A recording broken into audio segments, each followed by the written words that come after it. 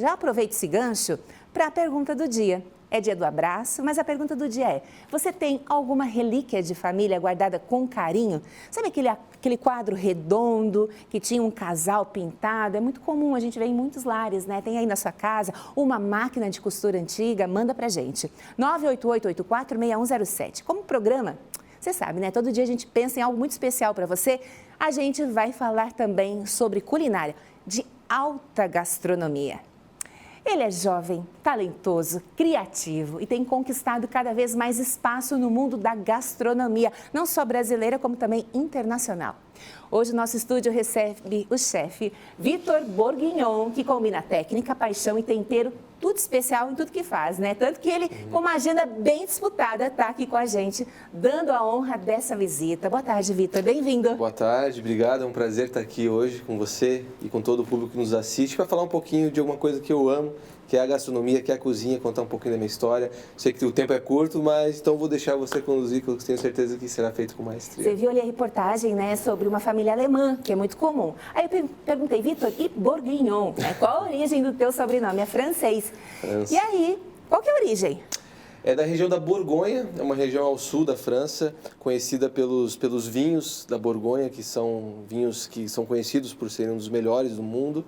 E é de lá também que tem o prato clássico francês chamado bife bourguignon, que é um prato feito, uma carne cozida por um longo período de tempo em caldo de carne e vinhos da Borgonha, por isso esse nome, bife bourguignon. E olha, Vitor Bourguignon se torna um chefe de cozinha, estava escrito nas estrelas. Apesar de não ter nenhuma referência de família, né? Nenhuma parente meu próximo vem da gastronomia, todos sempre cozinharam muito bem e me influenciaram de certa forma. Isso é uma coincidência legal, né? O nome de prato clássico francês e se tornar chefe de cozinha. E justamente essa seria a minha próxima pergunta, sobre a tua influência, né? Porque eu tive o privilégio de provar o teu tempero.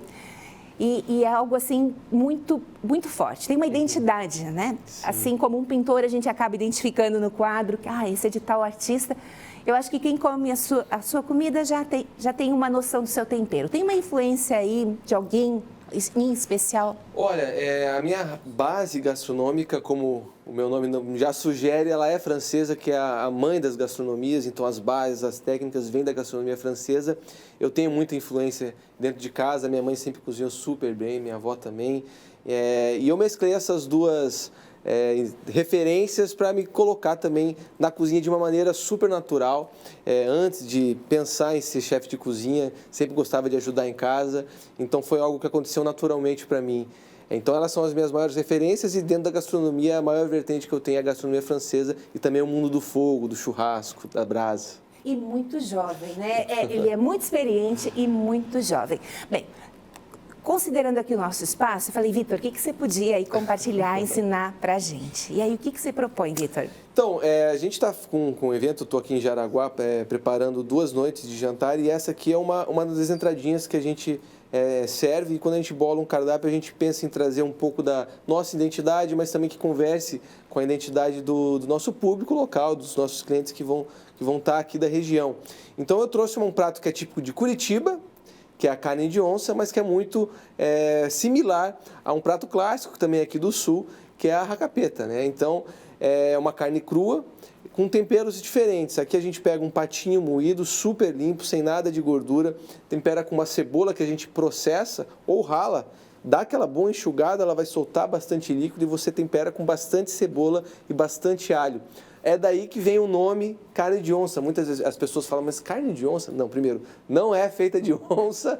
E esse nome é justamente, e também não é porque ela é crua, é por conta do bafo de onça que você vai ter depois de comer. É uma brincadeira com o nome, mas que é sim a história que conta, né? É um prato que já é patrimônio histórico de Curitiba e eu trouxe para vocês experimentarem. Mas como é um prato também que é muito servido em boteco, é uma coisa mais contraída, eu num jantar de alto gabarito que a gente está fazendo lá no Compota, a gente resolveu dar uma apresentação um pouco diferente. Por isso que eu fiz essa massa artesanal de cannoli, o típico doce italiano, que geralmente você serve com um recheio de ricota, né, com pistache. Eu fiz uma massa neutra, ou seja, sem açúcar, salgadinha. Lembra muito uma massa de pastel, tá? Você faz com água, com farinha, com vinho branco e com um pouquinho de banha. Fritou, ela cria essas bolinhas aqui, essas bordinhas, que dá uma crocância super especial. e vou rechear ela com a nossa carne de onça, super simples, prático de fazer. E vou servir também com outros 2 acompanhamentos clássicos da carne de onça, que é a mostarda, que nesse caso aqui eu fiz uma maionese de mostarda Dijon, que é uma mostarda francesa, e a cebolinha, que sempre é abundante. Mas aqui eu já vou mostrar para vocês a cebolinha, o como eu resolvi incorporar nesse prato. Falando assim, me remeteu a um outro prato, um outro alimento aqui de Joinville, que é muito tradicional, que é o canudinho. Sim. Então, para você que gosta de fazer canudinho, quer dar uma incrementada, mas não é uma incrementada 10%, é 200%. Imagina você oferecer aí para alguém da família aí um canole. Canole com carne de onça, gente. Ou a própria racapeta, que você pode usar, que é mais local, né? O tempero que as pessoas, as famílias já estão usando. Você pode usar a receita da tua avó para fazer o racapeta, faz esse canole, vai apresentar naquele jantarzinho, naquela reunião que você vai receber alguns amigos em casa, já vai fazer toda a diferença, já dá um charme todo diferente, né? E olha só, Adriano e Luciano estão no estúdio. Eu já provei. Vocês querem provar? Aceita, Adriano? Então tá. Então, ó, enquanto o Adriano vai provar, a gente vai ouvir a opinião sincera do Adriano, que ele é bem sincero, tá? Bom. Claro que tu tá diante de um chefe. Não sei se tu vai ter coragem. Se tiver de ruim, dizer. você se finge que engasgou. Então você vai provar, eu vou dar essa honra, esse privilégio, porque enquanto ele vai provar, eu quero saber um pouquinho mais, porque assim, ó, é chefe, é jovem, a gente pensa que a vida é fácil, que dá tudo certo sempre, né? Eu quero saber se você já passou algum perrengue na cozinha.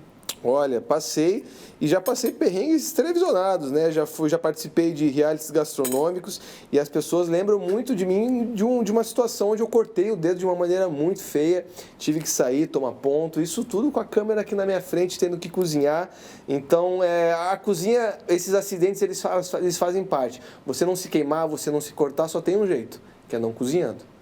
Se você for cozinhar, isso é inevitável da profissão e não tem como escapar. Então, é uns perrengues que a gente passa na profissão, mas que fazem parte também, a gente acaba se acostumando com o tempo. E outra coisa, pessoal em casa, eu não cozinho porque eu não tenho tal coisa, né? Pra você, assim, o que não pode faltar na cozinha? Olha, a vontade de cozinhar ela é mais importante do que qualquer ingrediente, né? A gente brinca que a comida ela tem que ser feita... Brinca não, é verdade, a gente tem que colocar amor na cozinha, mas essa vontade, ela vem justamente de você se interessar pelos processos. Então, você tendo vontade, interesse, criatividade, com certeza o seu caminho na cozinha já vai se tornar muito mais fácil, né? Agora, para mim, ingrediente que não falta na minha geladeira é uma manteiga. Eu coloco manteiga até no café preto, se deixar eu coloco manteiga. Que legal, bom saber, né? Tem muita gente que tem aquelas ondas, né? Uma hora o ovo faz bem, outra hora o azeite, enfim. E aí um vilãozinho, às vezes, aparece a manteiga. Mas a manteiga, então, além de... essencial para a culinária, então também tem um espaço aí na sua geladeira. Com certeza, porque ela dá muito sabor, né? Eu ia perguntar se era saudável, mas daqui a pouco tem um médico. Aí eu pergunto pra ele. Eu vou deixar essa pergunta, se saia justa pra ele. Eu acho que deixa eu ir embora, deixa eu perguntar. É melhor, gostoso com você e saudável com o médico. Adriano, vem pra cá. E olha que bacana aqui, ó. Como eu disse, a cebolinha ela faz parte da carne de onça. Então, o canole, você geralmente coloca o pistache aqui no recheio doce, para ele ficar esse formatinho bonito, né? Aí xuxa na cebolinha, você tá unindo...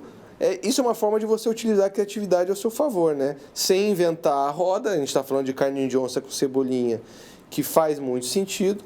E aqui uma apresentação um pouco mais contemporânea, um pouco mais trabalhada. Uma entrada bem sofisticada e não é tão cara.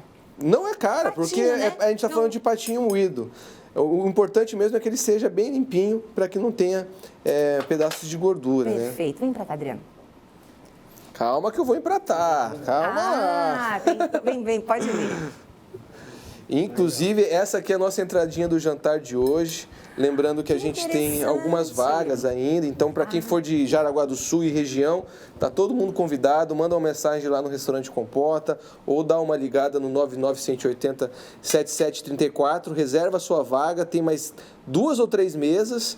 O evento ontem foi um sucesso, né? Você não vai me deixar mentir. Não vou deixar. Não, o que eu ia comentar com o Adriano é que se fosse a gente ia pegar esse potinho e já ia chujar aqui em cima. Mas, ó, aprendemos com o chefe uma apresentação maravilhosa. Aí a mostarda, que eu fiz essa maionese que eu falei pra vocês, coloca uns pontinhos. Aí você pode vir com mais uma cebolinha agora cortada de maneira diferente aqui no meio para trazer um toque de apresentação ainda mais elegante.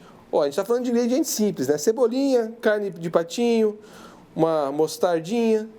E tá feito uma entradinha super mais sofisticada, mais clássica. Não sei nem pegar. Vai lá, Adriano. Fica à vontade. Eu não sou muito fã de carne crua, né? Ah, não é? De patinho, sim. Tá. Não, mas daí já complicou. Ó, eu tô falando que ele é honesto, ele fala o que ele pensa. A gente está acostumado com o Micael, que trabalha conosco, está de férias. Então o Adriano está substituindo hoje o Micael. Ele tá com ciúme lá. Muito bom, tempero. Temperado, né? Já tu nem sente a carne crua, né? O tempero ele fala Bem mais. gostoso, bem molinho. E não surpreende ao misturar a crocância com a carne? Não, porque nem parece que tá crocante a massa, né? A massa tá junto com a carne. Ela forma o cannoli, ele não, a característica dele principal não é aquela super crocância como se fosse um pastel. Ele vem mais abraçando justamente o recheio. E a ideia é essa, fica à vontade. Ó. Inclusive, o pessoal que está por aí, ó, câmeras podem vir. Vou tentar, quem sabe, Né? É mais fácil com patinho. Bem mais fácil e barato, super acessível. Ó, depois o Luciano vai provar também, né, Luciano? Alguém tem que trabalhar, né? O Luciano fica atrás das câmeras. Chefe, adorei, muito obrigada. Para você que está nos acompanhando, vai passar o arroba aí na tela do chefe, porque é um nome difícil, né, um sobrenome, mas segue ele ali, porque eu já segui, tem várias receitas de chefe, mas de uma forma muito simples. Receitas simples, hambúrgueres, eu ensino a fazer molhos, eu ensino a fazer pratos um pouco mais trabalhados. Então, para você que gosta de gastronomia, segue lá. Confere, faça as receitas que eu tenho certeza que vai surpreender todo mundo que provar. Deixa eu só mostrar aqui no detalhe também, porque está aqui em cima da mesa, eu não sei se deu para mostrar. Olha só. Nossa apresentação. Nossa apresentação. Né? Porque às vezes a gente tem uma forma de comer e assim, ó, acaba usando até mais maionese, mais outros produtos. Sim. E olha que bonito, já está ali na medida certa. Lindo Para comer demais. com a mão, super fácil. Receber uns amigos, vai assistir um jogo, faz aqui, ó, só vem. Arrasou. Obrigada, foi uma honra Imagina, recebê-la. foi um prazer.